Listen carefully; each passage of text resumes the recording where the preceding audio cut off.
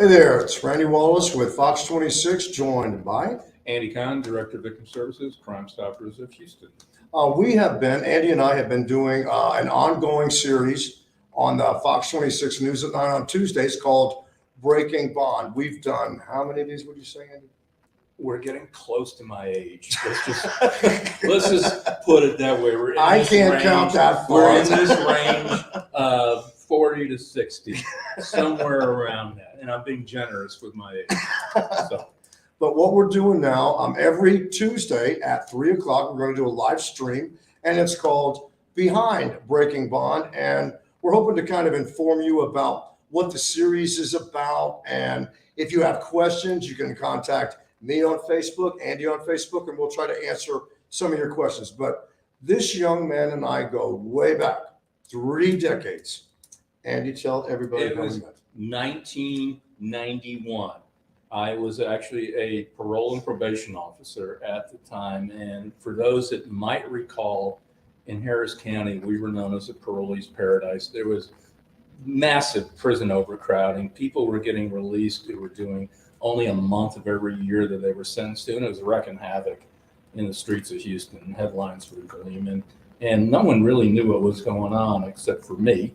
And because I actually had the information. I don't know how we ended up getting together, but I remember I go and we met because I was actually an employee at that time of the probation department. So it wasn't like, so we meet at Luther's. If some of you might remember, yes, we had a barbecue place called Luther's. 59 and Little York. And Little York. We meet in the parking lot, and I get out of this car, and I'm like carrying like a stack of folders. And I'm wearing this shirt, which I later learned I was not going to wear again, right? Definitely. And so, you know, I had all this stuff showing what was going on with the parole system. 8 out of every 10 parole eligible inmate was getting released. It didn't matter what you were. And they were dumb enough to put it in writing. Yeah, you had very hard data. I mean, the first few times that we met, I remember you were like, you don't have to believe me here. It's only black and white, which it obviously was. Yeah, I mean, we had nobody knew what was going on. So I guess, you know, for lack of better words, we kind of blew the whistle on the early releases on the parole system. But the first time that we did this, and still to this day, 30 years later, really the only thing I've ever learned from you. So I showed up, I guess I can say it now, I showed up wearing a David Letterman shirt. And so if you go back and you look at the first time we ever shot something you and I did, all you see is my neck Extreme close up. You up. don't see Extreme anything. close up. You know, I was young and naive. I had a full head of hair. I didn't, you know, I'm like, I just showed up. I said, so I learned from that. Don't wear competitor shirts. That's when you're right. Doing that. And I actually learned it doing other shows too. The thing that kind of happened with that, with the whole parole thing, Ann Richards became the governor, and she pretty much ran on the premise of we're building more prisons. That's how expansion. Yes. Prison expansion was it. And how I ended up being a victim where I am today was because of what happened. Crime was the only issue. So if you look back at the 1991 mayor's race, you had 3 candidates. You had the incumbent Kathy Whitmire, Yep. You had Bob Lanier, a developer, and you had Sylvester Turner, now our mayor now. They're Right. running. And the only issue back then was crime due to the prison overcrowding situation. So 30 years later, here we are again. And the only issue right now in the upcoming election in Harris County, once again, is crime. Right. And yet 30 years later, it's truly here, you and I still are. That's a story in itself.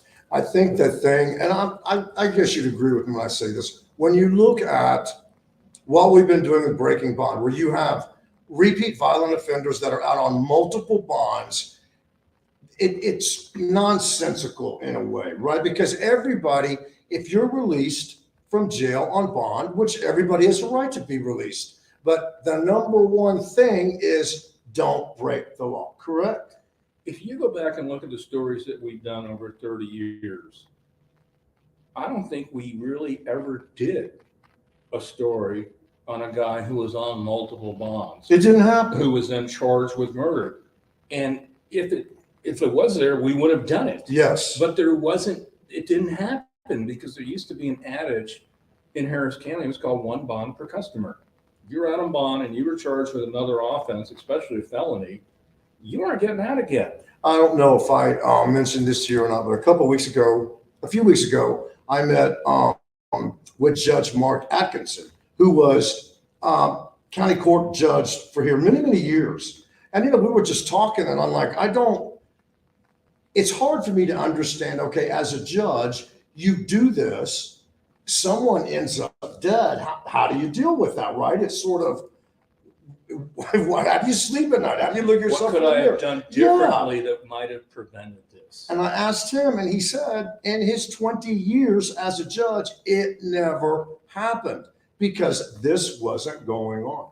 It wasn't. If you look at the numbers, and you just take a look at the numbers of PR bonds, better known as personal recognizance bonds, or as you and I like to say, get out of jail free cards, they didn't exist until around 2018, and then the numbers just shot up. They actually quadrupled in 2 short years because nobody got it. It was like a new phenomenon that just came on.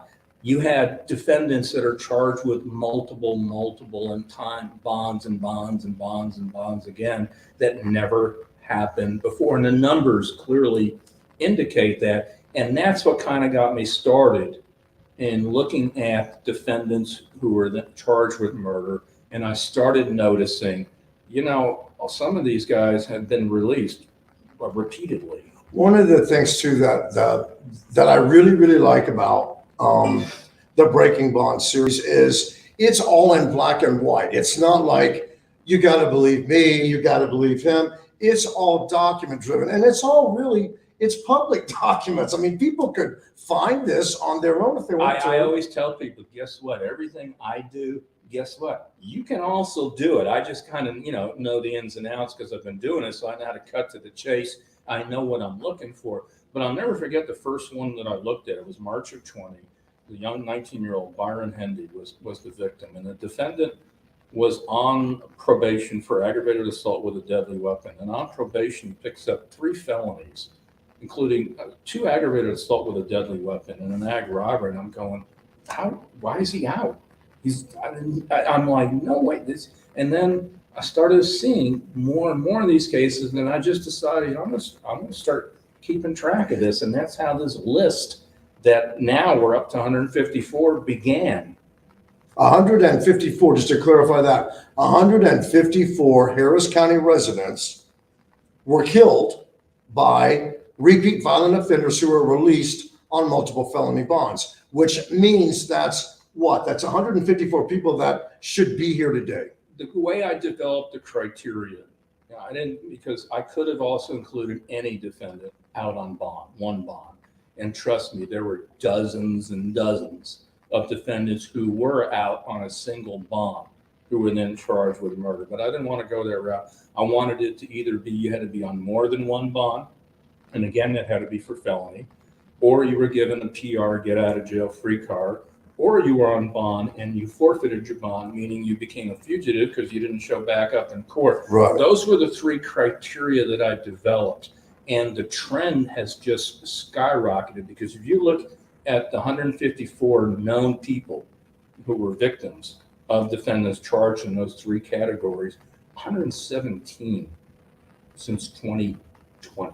So you could see that rise. Well, you probably came to me with the very first one, probably 2018, right? Late 2018, early 2019, about, hey, there's this defendant that, that's accused of murder who was out on 5 felony bonds. And I'm like, what? I mean, you've been looking at this for a long time now. We started, Crimestoppers actually had a press conference in October of 2019. That's when we started noticing this trend of defendants being released on multiple bonds, being charged with violent crimes. This was way before COVID. So we always said, no, COVID's a convenient excuse for everything. But we noticed this trend well before we got into COVID. And I want to point out too, I know that you and I did at least 24 stories about this topic before we started the ongoing series and calling it breaking bond. Yeah, one of the ones that really sticks out in my mind, and you actually interviewed the brother of the victim, and that was a defendant by the name of Vernon Menifee. Vernon Menifee, I don't think I'll ever forget, because he was out on, I think it was on like $500,000 worth of bonds, including murder. And he also had at least 3 prior felony convictions. And so he was out on bond multiple times. Then he gets charged with murder, and you think that would have been the end of it, right? Okay. No, and then he gets out on bond again. And that's when you did the story on that. And then a funny thing happened a few days later. All of a sudden, Vernon Menifee's back in court, and they revoked his bond, and he remains in custody till this day. So the residual effects of doing stories like Breaking Bond, as you and I have seen, also have a causal effect on the judiciary, who then see these stories and go, the optics just doesn't look good. Right. We need to do something about that. And we've seen that. And remember too, we elect criminal district court judges. We elect judges in the state of Texas. And I think we could all agree, probably before this next election, it was one of those that a lot of people probably didn't pay a lot of attention to, or really felt that it was that important to know. This time around, it's going to be different, don't you think? In the 2022 election cycle, which is coming up right now, it's actually starting in the primary season.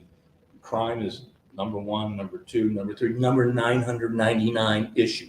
There is not going to be another issue that's going to resonate and galvanize voters in Harris County other than crime, because public safety right now has taken a major hit. When you look at the amount of homicides right now, we're creeping towards that 600 number in 2021. That's almost unheard of. And that's just homicides. Kudos to us at Crimestoppers, and I'll give us a little pat on the back for doing this, because we took this project on our own. No one said, hey, we just decided we were going to take a good hard look at what was really going on in Harris County. I mean, you really had a problem with this. Kind of with your law background, your attitude was this should not be happening. No one should be getting a bond after bond after bond. That just should not happen. It's nonsensical. My line has always been it simply defies logic. So many of these cases are tragedies, yet so many of them are utterly preventable because the defendant kept burying his bones time and time again by being charged time and time again. There has to be a point where you're looking at this case and you're going, you know what? We've already let you out on 5, 4, 5, whatever amount of bonds, and you keep getting charged. This just isn't working. And that's what we're not seeing, and that's frustrating. And as a victim advocate and a board member of Parents of Murdered Children, the worst thing to do is to talk to a family member who lost a loved one and a defendant was out multiple times on multiple bonds, and then having to tell them this should have never, ever happened. Your family member should be alive. You and I have both seen a lot of families that have just been wrecked over this. It's terrible, because when you look at someone and you say that, this could have been avoided if this particular defendant would have been back in jail after violating bond after bond. Your loved one would be here. I wouldn't be here. And that's what really gnaws at me. And I think that really is a gut-wrenching thing that you have to do, because when the families realize that, they get angry, and I don't blame them. And we've seen a lot of families now that are really, really angry. You did a story maybe a month and a half ago on a 71-year-old grandmother, Martha Medina, who was followed home, by a guy watching her at a bank, and then tried to, rob her at a McDonald's and then killed her. He was on bond for capital murder. They've gone and protested. They've shown up, and I'm looking at and I look at cases like that, and I'm going, it's and I've kind of coined it like the Harris County bond pandemic, because that's how this is. These are victims of this new mindset, which a lot of the criminal justice reform, mind you, there were some good things that happened.